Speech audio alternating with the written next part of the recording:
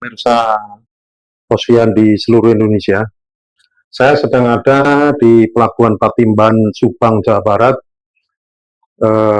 Kali ini Pelabuhan Patimban sudah cukup berkembang, sudah cukup maju. Tadi saya melihat perdana untuk pelayaran MSC dari Patimban, tujuan Singapura, kemudian ke Port Klang, Lime Cabang, terakhir di Hong Kong PP. Dan itu dilakukan setiap seminggu sekali. Tapi untuk lebih jelas bagaimana prospek rencana ke depan, saya sudah ditemani oleh CEO PT Pelabuhan Patimban Internasional, Bapak Fuad Rizal. Selamat siang Pak Fuad. Siang Pak. Sehat Pak? Alhamdulillah Pak. Itu yang paling penting Pak, sehat. Jadi barangkali pemirsa itu pengen tahu Pak, apa rencana PPI ke depan untuk Pelabuhan Patimban ini, karena hari ini itu yang ditunggu-tunggu oleh market, terutama kegiatan peti kemas sudah dimulai. Barangkali Bapak bisa cerita Pak, silakan Pak. Oke, mungkin saya mulai dari terminal kendaraan dulu ya. Ya. Jadi pada saat terminal kendaraan itu diserahkan kepada kami, itu kapasitas terpasangnya 218.000. Tapi memang strategi kami ini dalam bekerja sama dengan PICT atau Patimban International Terminal adalah selain untuk mengurangi beban di Tanjung Priok, kami juga melihat ekspor mobil dari Indonesia itu kira-kira 70-75% itu dikuasai oleh Daihatsu dan Toyota. Nah, sehingga kami melakukan kerjasama untuk mengoperasikan pelabuhan kendaraan itu dengan PICT. Karena PICT itu dimiliki oleh salah satunya adalah Toyota Tuso, kemudian Toyo Fuji. Toyo Fuji adalah perusahaan kapal, kemudian NYK juga perusahaan kapal. Nah, Toyota Tuso dan Toyo Fuji itu kebetulan bagian daripada TMC, Toyota Motor Corporation. Sehingga peningkatan volumenya dari awal beroperasi sangat signifikan. Jadi terbukti sejak 2022 itu sampai hari ini kami kegiatan bongkar muat di terminal kendaraan itu kurang lebih di atas 200.000 per tahun, Pak. Nah, sementara kapasitasnya baru 218.000. Nah, untuk terminal kendaraan sendiri ke depannya kami juga sangat optimis karena menurut saya ini saling mendukung antara IKT di Tanjung Priok dengan terminal kendaraan di Pelabuhan Patimban, karena dengan draft dan alur di Patimban yang sekarang sudah mencapai 14 meter, artinya kapal-kapal yang besar lainnya bisa masuk. Nah, dalam waktu dekat akan masuk dari K-Line ke Patimban, sehingga otomatis pertumbuhan volume di Patimban untuk terminal kendaraan akan menjadi lebih besar lagi. Nah, untuk terminal peti kemas memang perlu sedikit waktu lebih lama karena memang kita tahu untuk membeli key crane itu butuh waktu kurang lebih 18 bulan. Nah, kami sudah bermitra juga dengan PGGT atau Patimban Global Gateway Terminal yang dimiliki oleh Samudra Indonesia, Afrika Global Logistik, anak perusahaannya MSI, sebagai pelayaran terbesar di dunia. Kemudian satu lagi ada Toyota Tuso juga. Nah, jadi kita tanda tangan itu di Desember 2024. Nah, kemudian mereka langsung melakukan bersama kami langsung memberikan pembelian alat. Alat yang dibeli ada 3 set key crane dan 9 RTG dan fasilitas pendukung lainnya seperti di stacker, truk, kemudian forklift dan lain sebagainya. Nah, rencananya key crane itu akan tiba di Patimban itu bulan September tahun ini, 2026. Nah, kemudian berdasarkan kontrak kerjasama kami dengan pemerintah, kami harus melakukan uji fungsi, uji pakai dulu Pak. Jadi kami estimasikan kira-kira bulan Desember atau Januari kita akan full operation.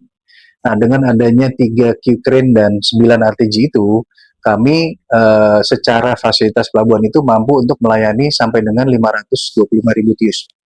Nah, tentunya tapi kita tahu untuk pertumbuhan volume di pelabuhan itu pasti akan bertahap gitu. Nah, kami berharap dengan kami bekerja sama dengan operator internasional, bagian daripada shipping company terbesar di dunia, itu bisa mempercepat untuk pertumbuhan volume terminal peti kemas di Patimban. Yang untuk domestik Pak, ada rencana nggak misalnya untuk ditarik ke Patimban? Ya, kami juga sedang bicara dengan Samudra Indonesia, karena Samudra Indonesia juga bagian dari pemegang saham dari Patimban Global Gateway Terminal.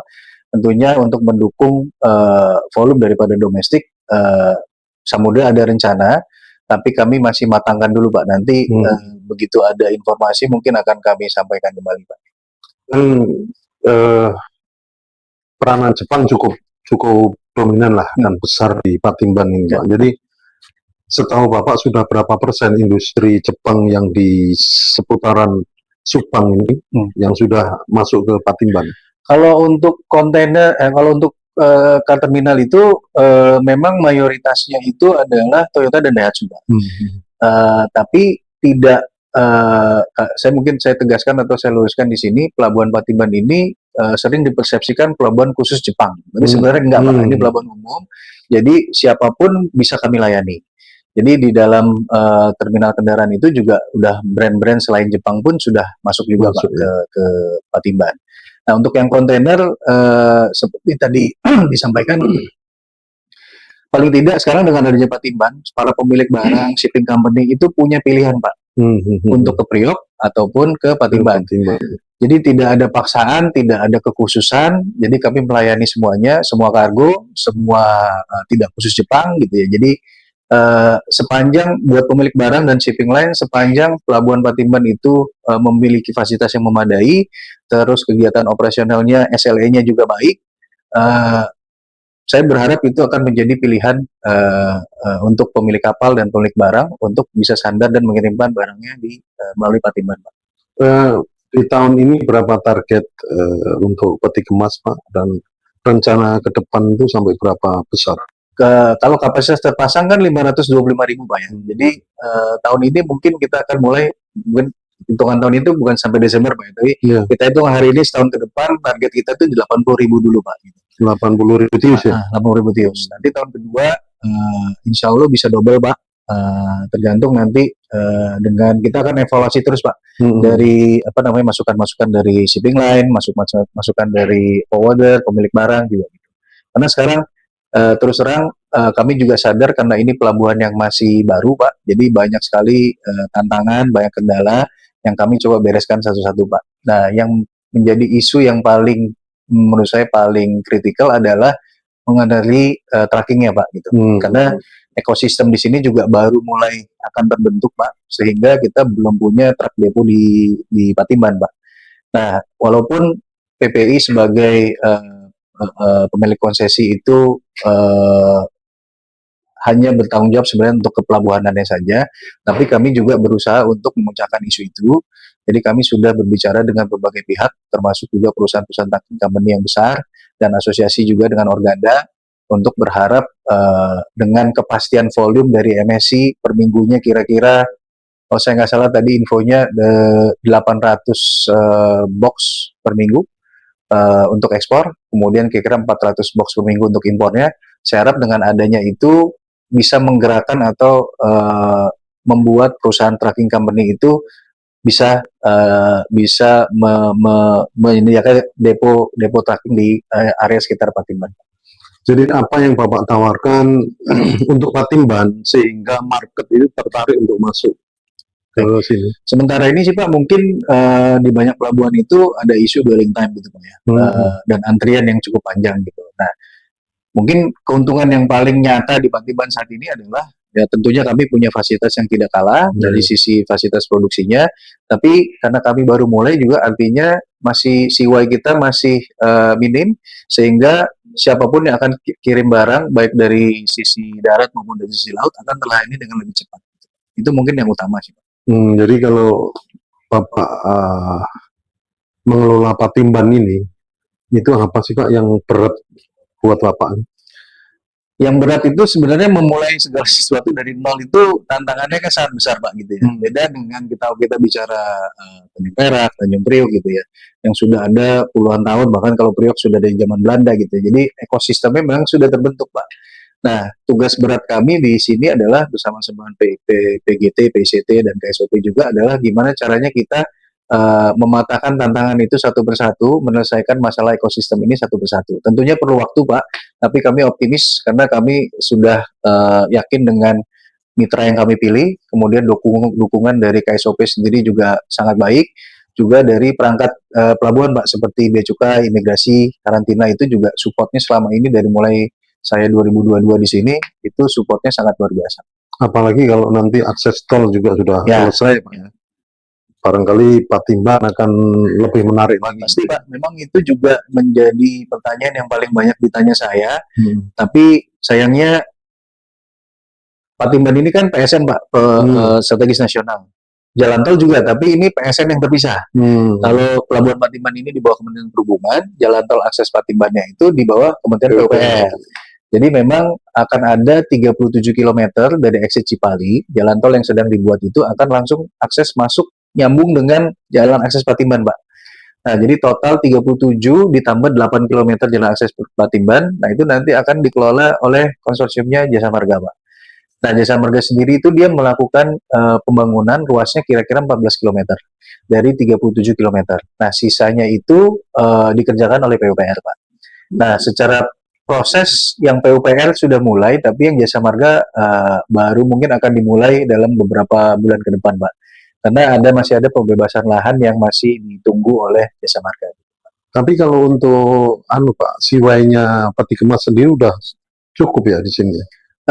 Untuk saat ini cukup Pak, tapi saya tidak khawatir dengan kapasitas karena dari Kementerian Perhubungan maupun KSOP pembangunan tahap 121 kan juga terus berjalan Pak. Rencananya mereka akan selesaikan itu di tahun ini.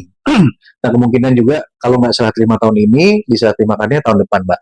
Jadi kalau tahap 121 itu serah terimakan ke kami, maka kapasitas terminal kendaraan itu akan menjadi 600.000 per tahun. Sama dengan kapasitas terpasangnya IKT di Tanjung Priok saat ini. Nah, kemudian kalau untuk peti kemasnya, setelah tahap 121 diserahkan, itu akan meningkat kapasitas terpasangnya dari 525.000 TEUs menjadi 1 juta TEUs. Jadi, dalam waktu yang tidak terlalu lama, toh kita juga masih menunggu perkembangan dari pertumbuhan volume dari Patimban, Pak. Pada saatnya nanti sudah dekat-dekat misalnya 300.000, 121-nya itu pasti sudah siap, Pak. Sehingga kapasitas terpasang kita akan terus baik. Dan setelah 121 mungkin buat informasi juga ada tahap 122 lagi Pak. Sehingga kalau itu nanti serah terima, kontainernya itu akan kapasitasnya kira-kira 3,75 juta TEUs atau kira-kira setengahnya Tanjung Priok hari ini Pak. Jadi full untuk pelabuhan Patimban ini selesai pembangunannya itu kapan gitu? Nah, kalau yang 121 itu kan kira-kira tahun depan tuh Pak ya. Mungkin biasanya itu setiap tahapan tuh pemerintah itu dengan kontraktor Jepang itu perlu waktu 2 tahun Pak. Jadi ekspektasi saya mungkin di 2029 Pak. Itu akan selesai semuanya. Harapan Bapak untuk Patimban ke depan apa Pak?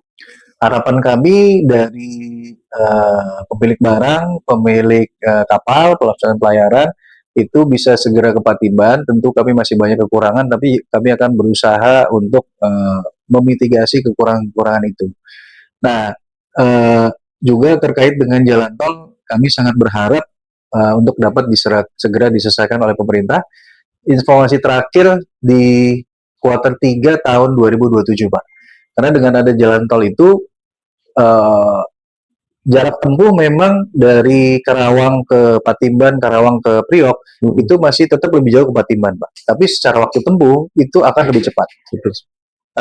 Kalau hitungan saya itu, untuk dari Karawang ke Patimban itu akan kurang dari 1 jam, Pak, kira-kira.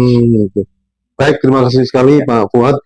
Pemirsa, demikian bincang singkat saya dengan CEO PT Pelabuhan Patimban Internasional. Sampai ketemu dengan saya di lain kesempatan pada tema yang berbeda.